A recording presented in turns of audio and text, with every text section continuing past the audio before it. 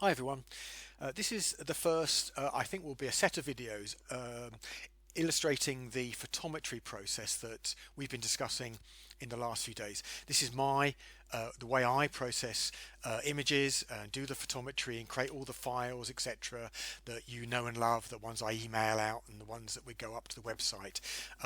So this is my version built on top of John's initial AstroArt scripts that he first sent me, when I first joined the group, and now I've added my flavor to this, so that I can deal with different telescopes around the world and calibrated different calibrated systems, etc., etc. So, and now that Sebastian is looking at getting involved with this, I wanted to demonstrate this. It probably is of interest anyway, um, because I've never shown you guys how I go about doing this. So the first thing to say is that I'm going to try and avoid details in this video because otherwise it will be very long. I just want to do a quick demonstration so you can see. I'm actually going to do it live and process some recent images from HSO705 that I took just the other night. I've actually cut 40 images out of the 190 that I took the other night, and I've just centralized it. The 40 I'm going to show you around the actual minimum. I'm ignoring the secondary and all the rest of it I had before. So I'm actually going to do it live, and I just want to show you can see how easy it is to get involved with this, how quickly it produces the reports, and and then you can decide whether you want to go down this route, Sebastian. And I will make more videos, going into the more of the details of how to make the settings in a bit more detail. But so let's get started. I'll first show you the place where I've got the images and where I'm going to be doing this on my hard drive. I have this working folder, and you'll recognize the star names here. So these are my working folders for various stars, and HSO705 is the folder here. There's nothing in this apart from a text file, which I'll come to, and what I want to illustrate here is there are no images in here currently. But if I go to a demo folder, I've got a demo folder here, and I've actually got the 40 images here, and I've got them. You'll notice that the file names, again, I'm not going to go into detail, but they're named in a certain way. But the thing I want you to just to take on board here is that it's just 1, 2, 3, 4, 5, 6, 7, 8, 9. In other words, those are the file names at the number is at the end. Don't worry about the other name. It's actually not important. It's historically similar to John's system, but it doesn't matter anymore. So let me just quickly open up a file. This is uncalibrated HSO705. That's uncalibrated, and when you open it, it's opened it up in AstroArt.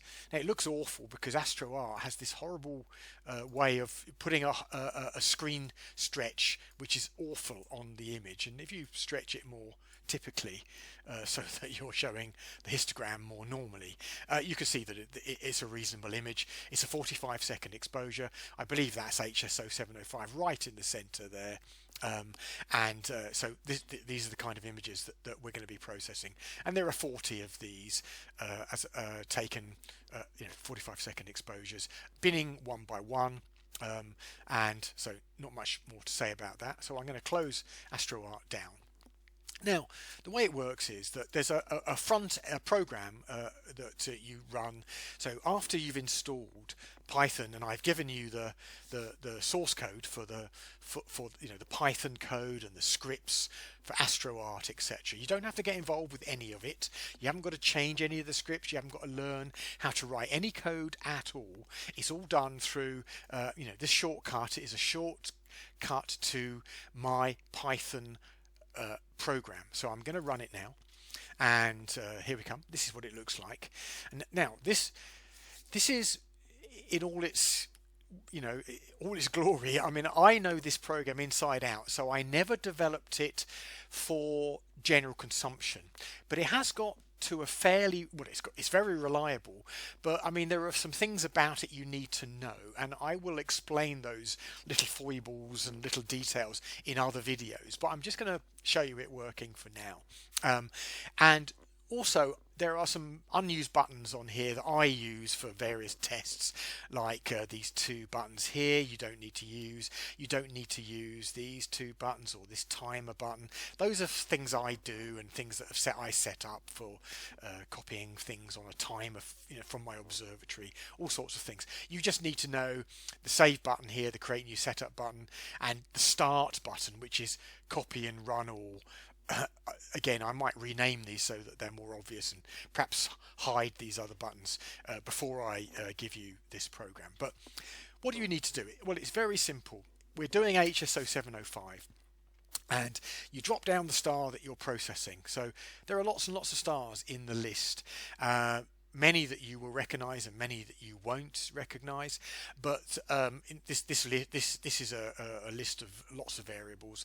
But anyway, all the ones that we use are in this list. So I'll as you can see, I mean, NS 0128 and all those other stars that you'll recognize. But anyway, HSO705 is the one I'm going to be processing, and then you need to tell it the working folder. And indeed it is in my working folder. It's HSO705 folder, so I just select that, and then okay, so the next thing is it's asking you for master flat and master dark files, the ones that you are going to use if you're going to calibrate. Now I do want this to calibrate because those images, the source images, are uncalibrated. Now, if I was taking the calibrated images from iTelescope, so if I was using iTelescope run, and I'll probably do another video demonstrating that as well, then I would set this calibration flag to N. I would turn off calibration, and the whole thing would run a bit faster actually. But anyway, I'm going to keep it at yes. And I'm going to make sure that I've got the right observatory. Now that is very important because this program completely does everything for you. It does all of the JD to BJD calculations. So it needs to know the longitude and latitude of the observatory and also the coordinates of the star, obviously, to be able to run the BJD conversion. So if I set it to Warren Bungle, you'll see that it changes the telescope and the observatory. So by selecting an observatory here, it sets up these other settings for you, or a lot of them anyway. So I'm going to make sure it's on Ham Observatory because that's where I took the images. That's my longitude, that's my latitude, that's my telescope, that's my camera. A lot of these settings are only for reporting purposes, whereas some of the settings, like these two things, are used in the calculations, such as BJD. So some things are just for creating those reports at the end, and some things are needed in those reports and they're needed for some sort of computation. So the other things to bear in mind, the apertures. I'm not going to say any more apart from the fact I've got it set correctly at the moment for this star. I will do another video where I talk about that.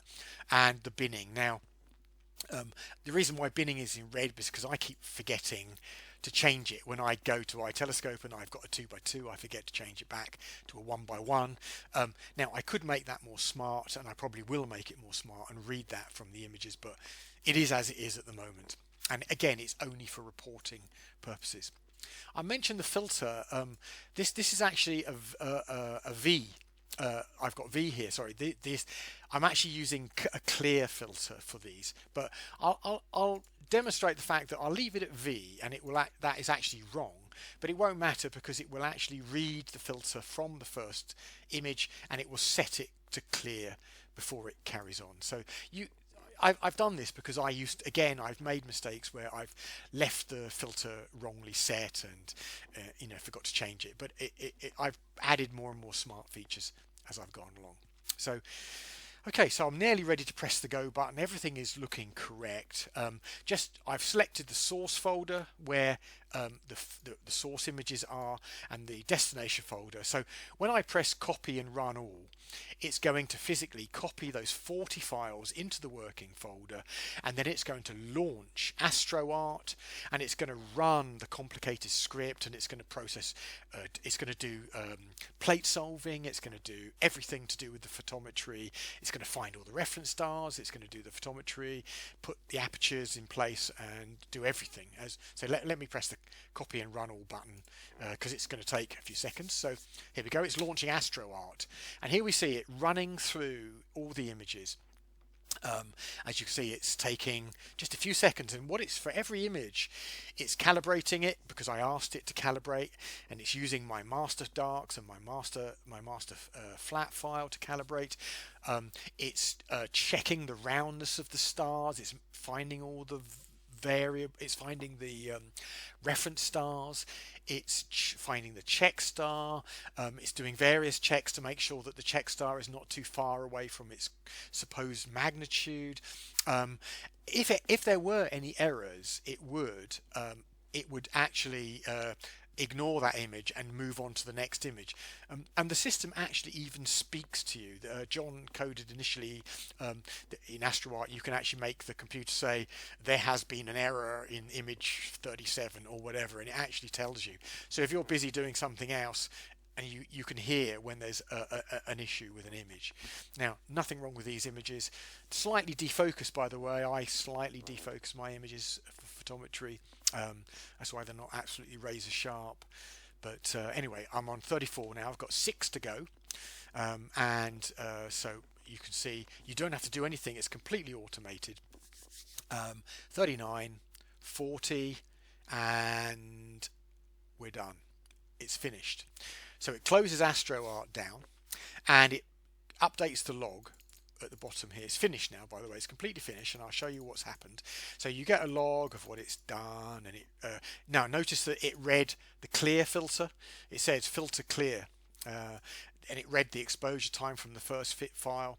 It did the JD to BJD conversions using the longitude and latitude settings of the observatory, and it plotted the light curves. It created the minima files for Paranzo and for my KVW program, which I then send to you guys in an email, and it created those, and it also created an uploadable file ready for the website. Everything has been done. Okay, absolutely everything has been done. I'm going to close the program down, and it remembers everything for next time. If just to show you, if I open it up again, it's remembered everything, and I could reprocess this if I wanted to. I could change something, I could remove a couple of files and just rerun it, and it would just redo it again in that time that you've been watching. So let me now look. Now, if you remember, if I go to the working folder, there was only one file in there at the beginning, and now there are a lot more files. Okay, so if I click from date modified, these are all the reporting files. Okay, and these are the images that it copied from the demo folder, and in the saved folder, these are the calibrated images. Okay, so it produces a saved version of the files. Now, if you're working with pre-calibrated images, then the images that are in here are just the same. They're just copies.